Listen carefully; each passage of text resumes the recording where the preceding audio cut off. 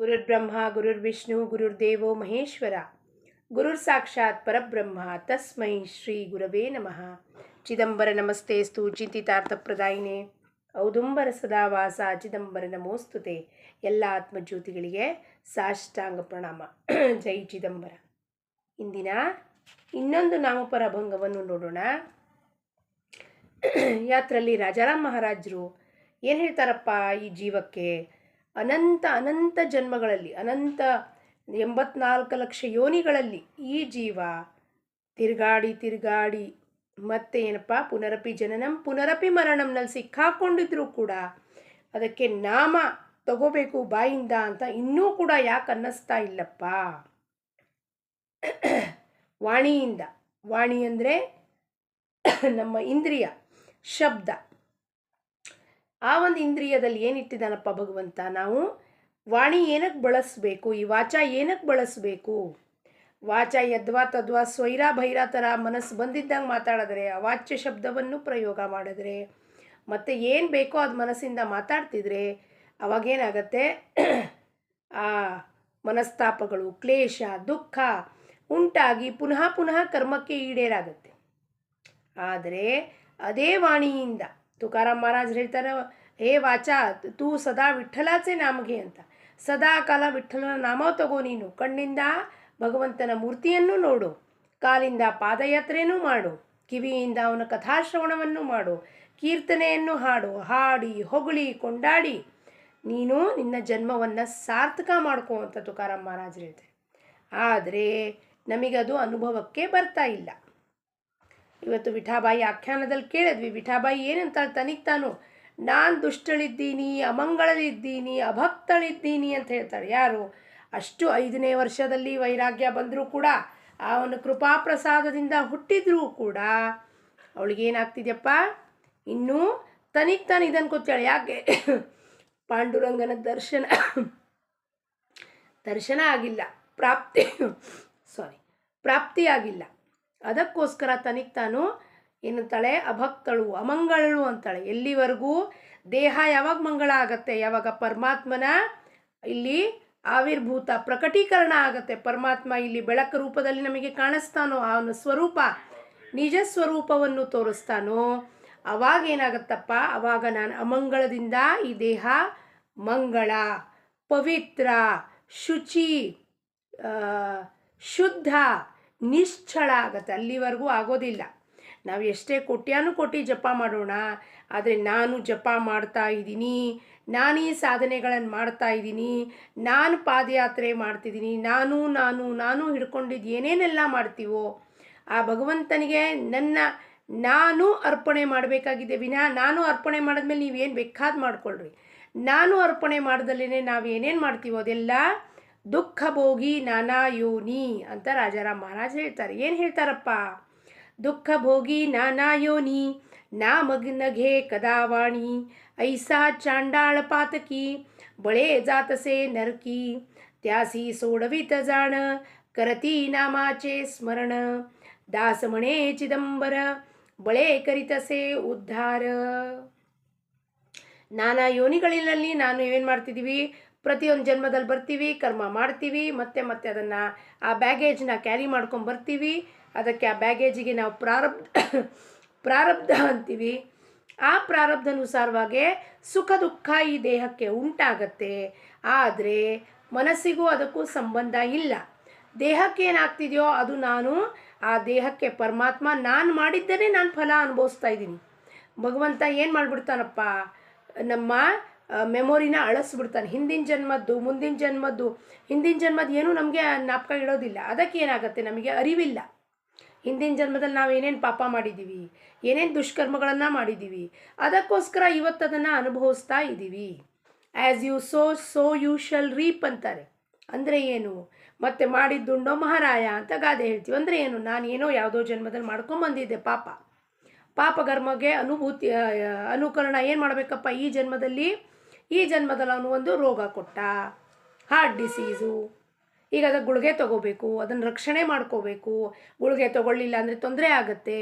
ಅಂದರೆ ಏನಪ್ಪ, ನಾವು ಯಾವುದೋ ಜನ್ಮದಲ್ಲಿ ಏನೋ ಮಾಡಿರ್ತೀವಿ, ಆ ಬೀಜ ಈಗ ಫಲೀಭೂತ ಆಗಿರುತ್ತೆ. ಈ ಜನ್ಮದಲ್ಲಿ ಆ ಪ್ರಾರಬ್ಧದ ಏನು ಮಾಡಿದ್ವೋ ಬೀಜ ರೂಪದಲ್ಲಿರ್ತೀವೆಲ್ಲ ನಮ್ಮ ಕರ್ಮಗಳು.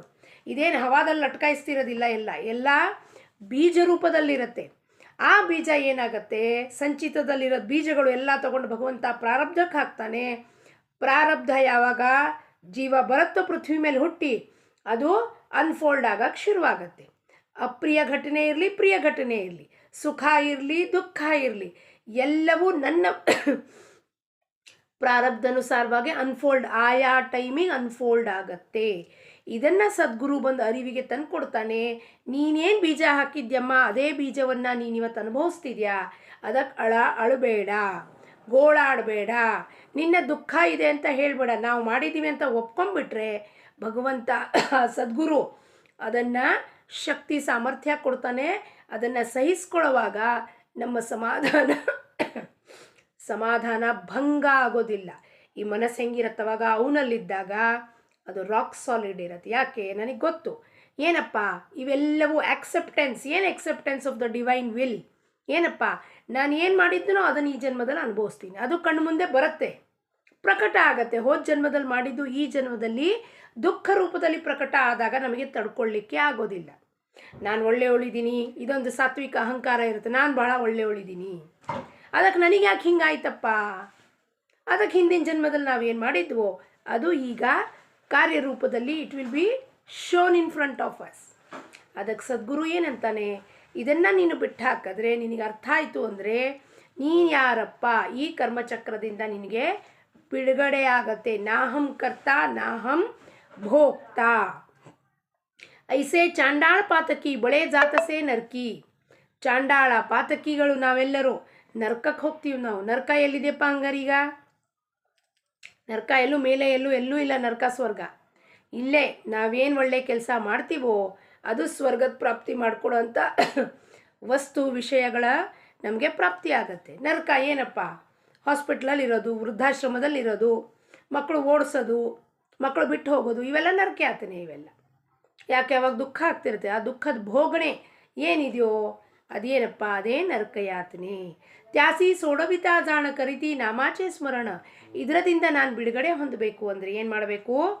ನಾಮದ ಸ್ಮರಣೆಯನ್ನು ಗಟ್ಟಿಯಾಗಿ ಮಾಡಬೇಕು. ಈ ಕ್ಷಣಕ್ಕೆ ಮಾಡ್ತೀನಿ, ಇನ್ನೊಂದು ಅರ್ಧ ತಾಸಿಗೆ ಬಿಟ್ಬಿಟ್ಟು ವಾಪಸ್ ನನ್ನ ಪ್ರಪಂಚದಲ್ಲಿ ತೊಡಗಿಬಿಡ್ತೀನಿ ಅಂದರೆ ಆಗೋದಿಲ್ಲ. ಮತ್ತೆ ಕರ್ಮ ಮಾಡ್ತೀನಿ, ಮತ್ತು ಜಮಾ ಡಿಪಾಸಿಟ್ ಆಗುತ್ತೆ, ಮತ್ತದನ್ನು ಅನುಭವಿಸ್ಲಿಕ್ಕೆ ಬರಬೇಕಾಗತ್ತೆ. ಈ ಚಕ್ರದಿಂದ ಒಮ್ಮೆನೇ ಜ್ಞಾನ ಖಡ್ಗದಿಂದ ಅದನ್ನು ಹೊಡೆದಾಕಿ ಅದರದಿಂದ ಆಚೆ ಬರಬೇಕು ಅಂತ ಸದ್ಗುರು ಕೃಪೆ ಮಾಡ್ತಾನೆ. ಸದ್ಗುರು ಕೃಪೆ ಆದಾಗ ಮಾತ್ರ ಈ ಗೊಂದಲದಿಂದ ನಾವು ಆಚೆ ಬರ್ತೀವಿ. ಅವಾಗ ನಿರಂತರವಾಗಿ 24/7 ನಾವೇನು ಮಾಡ್ತಿರ್ತೀವಿ? ಆ ಭಗವಂತನ ಸ್ಮರಣೆಯಲ್ಲಿ ನಮ್ಮ ಕಾಲಕ್ರಮಣವನ್ನು ಮಾಡ್ತೀವಿ. ಮುಂದೆ ಯಾವ ಕರ್ಮಕ್ಕೂ ಈ ದೇಹದ ಮುಖಾಂತರ ಅಂತ ಯಾವ ಕರ್ಮನೂ ಮಾಡಿಸ್ಬೇಡಪ್ಪ. ಯಾತ್ರಿಂದ ಪುನಃ ನನಗೆ ಪುನರಪಿ ಜನನಂ ಚಕ್ರಕ್ಕೆ ಬರೋ ಅಂತಾಗ ಮಾಡಬೇಡ. ನಿನ್ನಿಚ್ಛೆಯಂತೆ ನಡೀತಾ ಇದೆ ನನ್ನ ಜೀವನ, ಅದನ್ನು ಆನಂದದಿಂದ ನಾನು ಸ್ವೀಕಾರ ಮಾಡಿದ್ದೀನಿ. ಯಾವ ಥರವಾದ ದುಃಖ ಪಟ್ಕೊಂಡು ಸ್ವೀಕಾರ ಅಲ್ಲ. ಅಯ್ಯೋ ನನ್ನ ಹಣೆ ಬರ ಇಷ್ಟೇ ಇಲ್ಲ, ನನಗೆ ಅರ್ಥ ಆಯ್ತಪ್ಪ ಇದೆಲ್ಲ ನಾನು ಮಾಡಿದ್ದು, ಅದಕ್ಕೆ ಇನ್ನು ಕರ್ಮ ಫಿನಿಷ್ ಮಾಡಬೇಕು, ಸ್ಕ್ವೇರ್ ಆಫ್ ಮಾಡಬೇಕು. ಅದನ್ನು ಸ್ಕ್ವೇರ್ ಆಫ್ ಮಾಡಿ ನಾನು ಈ ಚಕ್ರದಿಂದ ಬಿಡುಗಡೆ ಹೊಂದುವುದಕ್ಕೆ ಮೋಕ್ಷ, ಸೆಲ್ಫ್ ರಿಯಲೈಸೇಷನ್, ಆತ್ಮಜ್ಞಾನ, ಸಾಕ್ಷಾತ್ಕಾರ, ನೀವೇನು ಶಬ್ದ ಬಳಕೆ ಮಾಡ್ತೀರೋ ಅದೇ ಅದು ಆ ಪರಬ್ರಹ್ಮ ವಸ್ತುವಿನ ಇರುವಿಕೆ. ಅದ್ರ ಮುಖಾಂತರ ಅದು ಇಲ್ಲಿ ಕುತ್ಕೊಂಡು ಮಾಡಿಸ್ತಾ ಇದೆ ಎಲ್ಲ ಕೆಲಸವನ್ನು. ಈ ದೇಹ ಬರೀ ಹೇಳೋದು, ಏಳೋದು, ಕೂಡೋದು, ತಿನ್ನೋದು, ಇದೆಲ್ಲ ಈ ದೇಹ ಅದ್ರ ನಿರ್ದೇಶಾನುಸಾರವಾಗಿ ಡೈರೆಕ್ಟರ್ ಅವನು ಒಳಗೆ ಕೂತಿದ್ದಾನೆ, ಡೈರೆಕ್ಷನ್ ಕೊಡ್ತಾನೆ. ಅಲ್ಲಿ ಹೋಗು, ಹಾಂ ಆಯಿತು, ಇಲ್ಲಿ ಹೋಗಬೇಡ, ಹೋಗಬೇಡ, ಇಲ್ಲಿ ಮಾತಾಡು, ಆಮೇಲೆ ಮಾತಾಡಬೇಡ. ಏನು ಡೈರೆಕ್ಷನ್ ಕೊಡ್ತಾನೋ ಅದರಂತೆ ಇದು ನಡೀತಾ ಇದೆ. ಅಂದಮೇಲೆ ಅದರ ಫಲಾಂಶ ಏನಿದೆಯೋ ಅದಕ್ಕೆ ಅದರ ಮೇಲ್ಗಡೆ ನಮ್ಮ ಅಧಿಕಾರ ಇಲ್ಲ. ಔಟ್ಕಮ್ ಆರ್ ರಿಸಲ್ಟ್ ನಮ್ಮ ಕೈಯಲ್ಲಿಲ್ಲ. ಏನಾಗುತ್ತೋ ಅದು ಅವನ ಇಚ್ಛೆಯಂತೆ ಆಗತ್ತೆ. ಅದನ್ನು ನಾವು ಸ್ವೀಕಾರ ಮಾಡಬೇಕು. ಇದೇನಾಗುತ್ತೋ it is all by your will. All the time the divine will prevails ಅಂತ ರಮಣ ಮಹರ್ಷಿಗಳು ಹೇಳ್ತಾರೆ. It is the illusion that I am the doership ತೊಗೊಂಡ್ಬಿಟ್ಟು ನಾನು ಒದ್ದಾಡ್ತಿದ್ದೀನಿ. ಈ ಡೂವರ್ಶಿಪ್ ಬಿಟ್ಬಿಟ್ರೆ ನೀನು ಇಚ್ಛೆಯಂತೆ ನಡೀಲಪ್ಪ ನನ್ನ ಜೀವನ ಅಂದಾಗ ಆನಂದ, ನೆಮ್ಮದಿ, ಸಮಾಧಾನ ನೆಲೆಸತ್ತಲ್ಲಿ. ದಾಸಮಣೆಯ ಚಿದಂಬರ ಬಳೆ ಕರಿತಸೆ ಉದ್ಧಾರ. ನಾಮಸ್ಮರಣೆ ಮಾಡ್ತಾ ಮಾಡ್ತಾ ಆ ನಾಮ ಏನಿದೆಯೋ, ಆ ನಾಮ ಏನಪ್ಪ?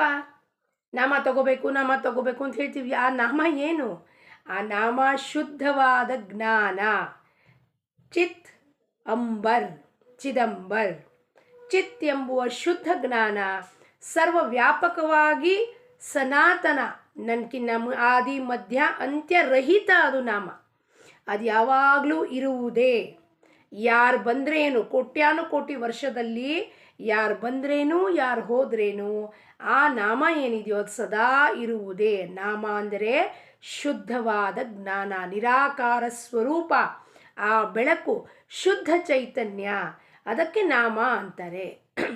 ಆ ನಾಮವನ್ನು ತಗೊಳ್ಳೋದ್ರಿಂದ ಅಂದರೆ ಇರುವಿಕೆಗೆ ತರೋದು. ನೀನಿಲ್ಲಿ ಒಳಗಿದ್ಯಾ, ನೀನಿಲ್ಲೇ ಕೂತಿ ಎಲ್ಲ ಕೆಲಸಗಳನ್ನು ಮಾಡಿಸ್ತಾ ಇದೆಯಾ.